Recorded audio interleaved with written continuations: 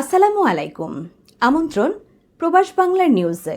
সাথে আছি আমি উমায়রা ইসলাম। আওলাদে রাসূল সাদারুল আফাজিল সৈয়দ নুরুস-সফা নৈমি রাদিয়াল্লাহু এবং আওলাদে রাসূল গাউসে জামান সৈয়দ তৈয়ব শাহ রাদিয়াল্লাহু এর সালানা ওরস 2026 উপলক্ষে ওমানে ধর্মীয় ভাব গাম্ভীর্য ও উৎসবমুখর পরিবেশে অনুষ্ঠিত হয়েছে পবিত্র ওরসে নৈমি ও তৈয়বী মাহফিল।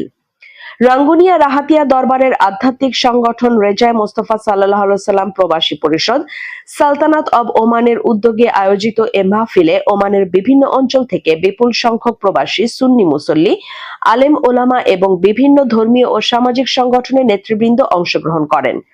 অনুষ্ঠানে সংগঠনের সিনিয়র যুগ্ম সাধারণ সম্পাদক শাহেদ আলম আশরাফির সঞ্চালনায় সভাপতিত্ব করেন নজরুল ইসলাম তাহেরি। প্রধান অতিথি হিসেবে উপস্থিত ছিলেন গাউসিয়া কমিটি ওমান কেন্দ্রীয় পরিষদের সভাপতি আলহাজ মাওলানা আব্দুল সালাম আল কাদেরি।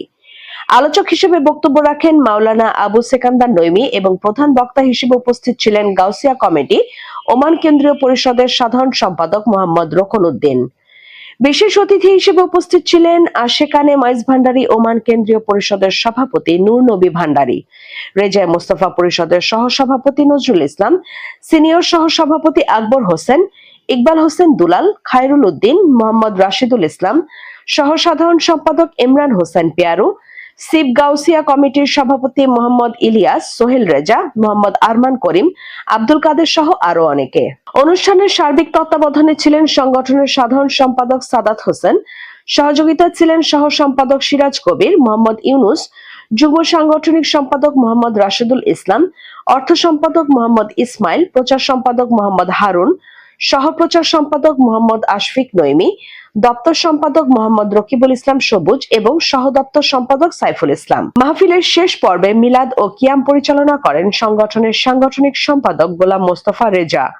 দেশ, জাতি, মুসলিম উম্মার শান্তি সমৃদ্ধি এবং প্রবাসী বাংলাদেশীদের কল্যাণ কামনা করে বিশেষ মোনাজাত পরিচালনা করেন মাওলানা আব্দুস সালাম আল কাদেরি।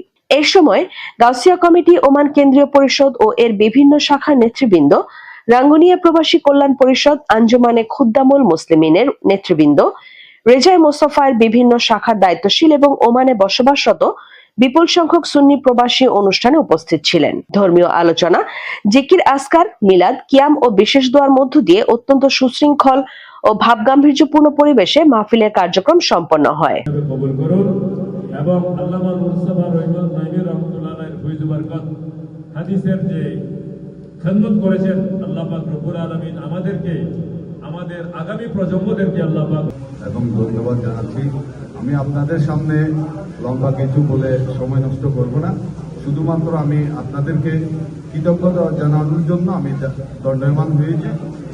সময় অনেক হয়ে গেছে, এখন আমি আর কোনো কথা বলার অবকাশ রাখে না। যেহেতু স্মরণ করছি সবচাইতে আমাদের আলমোসানা শাখার সাবেক সভাপতি আব্দুল হাদি ভাই, উনি ইন্তেকাল করেছেন। রাঙ্গুনিয়া যারা আহলে সুন্নাত ওয়াল জামাতের কাজ করেছেন, বিশেষ করে ওমানের মধ্যে আব্দুল সালাম ভাই বারকার, উনি ইন্তেকাল করেছেন। ইসুম মাতব্বর ভাই।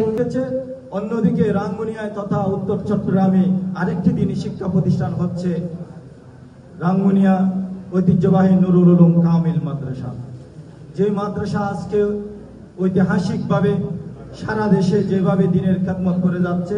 নুরুস্তাফা ছোট বই হাফেজ করি বিসমিল্লাহ শাহ তাদের বাবার। আপনার বিশ্বস্ত বাংলাদেশি ফার্মেসি এখন মাসকাত হামেরিয়া। ডাক্তারের প্রেসক্রিপশন মেডিসিন থেকে শুরু করে সকল ধরনের ওষুধ এখন সহজেই পাবেন এক ছাদের নিচে।